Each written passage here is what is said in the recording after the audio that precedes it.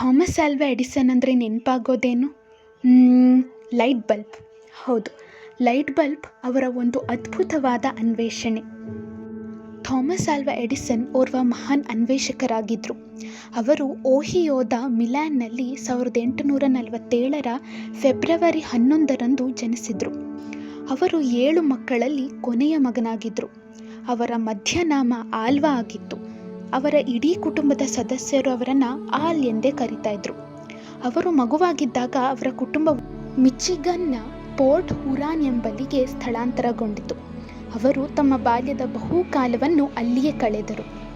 Edison ಹುಡುಗರಾಗಿದ್ದಾಗ ಅನಾರೋಗ್ಯ ಪೀಡಿತ ಬಾಲಕರಾಗಿದ್ದರು. ಅವರನ್ನು ವಿಪರೀತವಾಗಿ ಗಂಟಲು ನೋಯುವ ಕೆಮ್ಮು ಜ್ವರ ಕಾಡ್ತಾ ಇತ್ತು. ಈ ಜ್ವರವು ಅವರನ್ನು ಸರಿಸುಮಾರಾಗಿ ಕಿವಿ ಕೇಳದಂತೆಯೇ ಮಾಡಿತು. ಎಡಿಸನ್ 8ನೇ ವಯಸ್ಸಿನಲ್ಲಿ ಶಾಲೆಗೆ ಹೋಗಲಾರಂಭಿಸಿದರು.